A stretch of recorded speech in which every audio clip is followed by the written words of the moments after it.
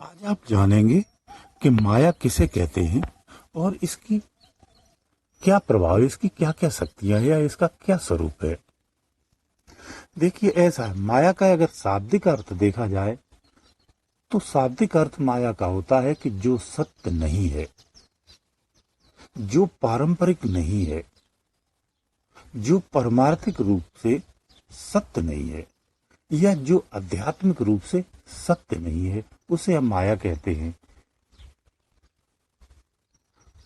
अविद्या और माया ये दोनों समतुल्य होते हैं। कुछ विद्वानों ने इसे जो है समान रूप से माना है, किसी ने इन दोनों को एक ही माना है। अविद्या को भी माया ही माना जाता है, ऐसा भी स्वीकार किया है। वैसे दरअसल देखा जाए तो दोनों की भिन्नता नहीं, एक ही हो जाता है। अविद्या ही तो माया है। माया समय के परे है, काल के परे है। माया निरंतर है। इसे अनुभूति के रूप में स्वीकार किया गया है, इसे आभास के रूप में स्वीकार किया गया है। माया भाव के रूप में ही स्वीकार किया गया है। वो क्यों भाव के रूप में स्वीकार किया गया है? क्योंकि इसका कहीं भी अभाव नहीं है। अध्यात्म स्वरूप में इसे मिथ्या कहते हैं, जबकि ये मिथ्या भी नहीं है।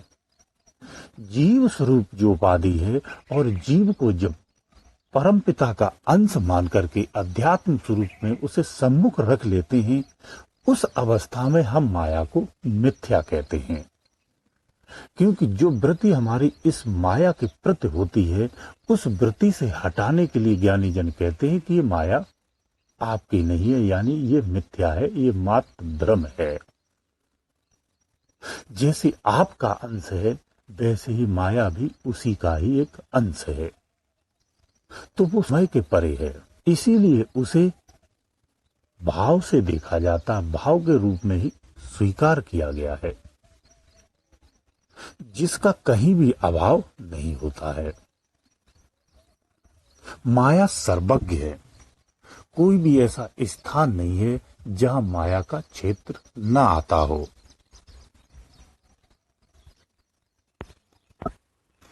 अब इसे असत्य क्यों कहा गया, एक दूसरा कारण भी है। क्योंकि देखिए, दूसरे कारण में अगर जानेंगे तो जिसका आभास ना हो, जिसका कोई प्रमाण न दो, जड़ तत्व में कहूं तो जिसका कोई रूप न हो, वो मिथ्या होता है। इसलिए माया को मिथ्या कहा गया है कि जिसका कोई स्वरूप नहीं है, जिसका कोई आभास नहीं है, तो वो मिथ्या होता है। परंतु उसका दूसरे रूप में अगर देखा जाए अध्यात्म भाव में, तो उसका आभास है। ये जो अज्ञानता है, इसीलिए उसका स्वरूप माया का स्वरूप कहा गया है। इस अवस्था में अज्ञानता को हम माया ही कहते हैं। ये माया संसार में कैसे काम करती है, ये भी आप जान लीजिए। इसकी दो शक्तियां होती हैं।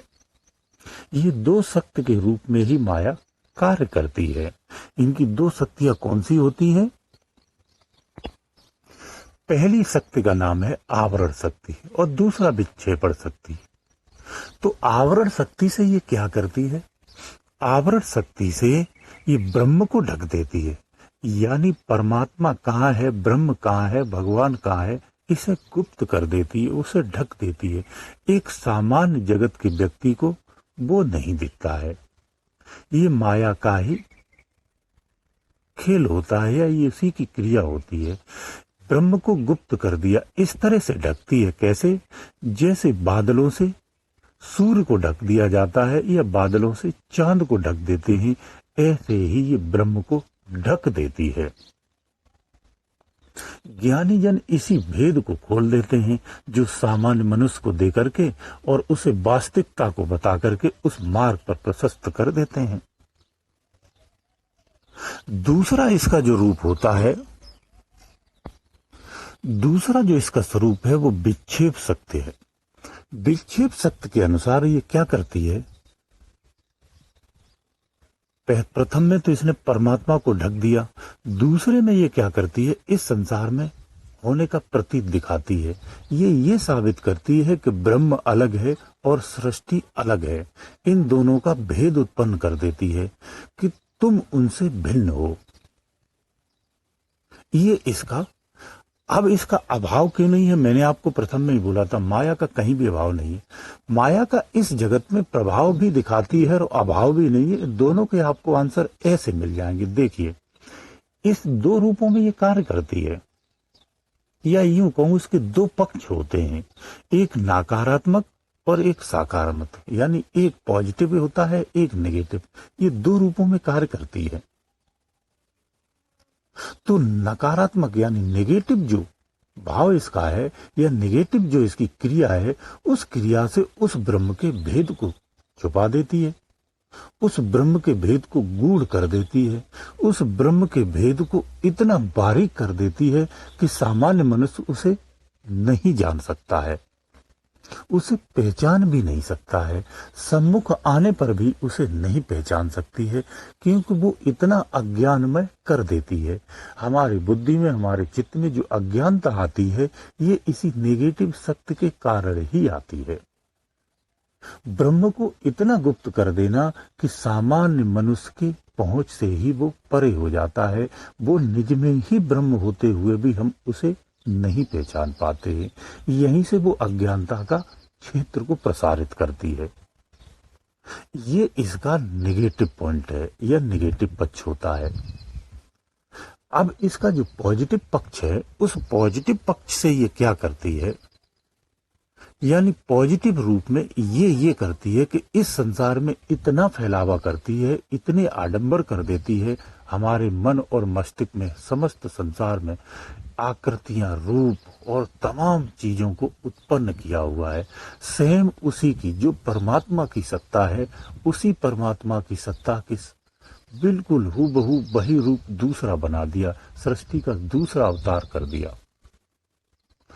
जो अंदर में आपको दिखता है, जो ध्यान में आपको दिखते, वही चीजें सब साक्षात बाहर में भी हैं। ये माया स्वरूप ही है।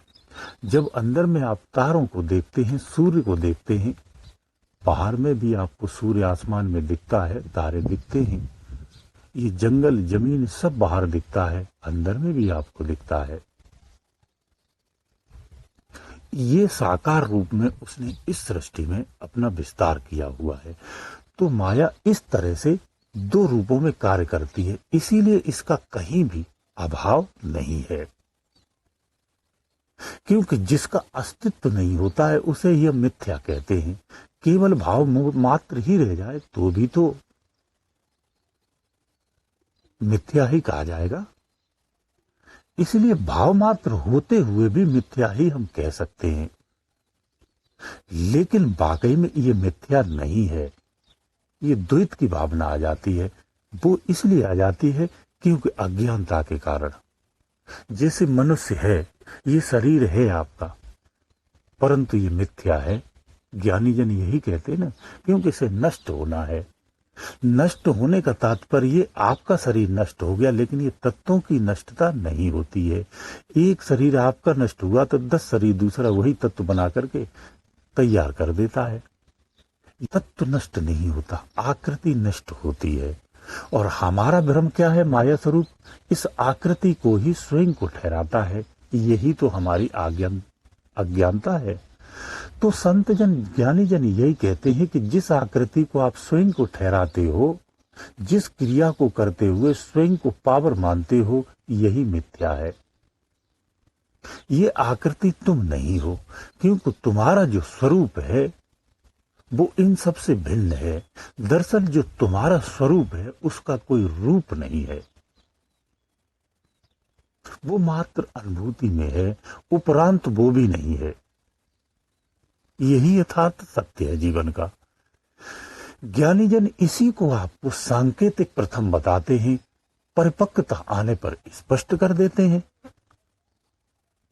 माया का क्षेत्र यही कहा गया है, यही माया होती है।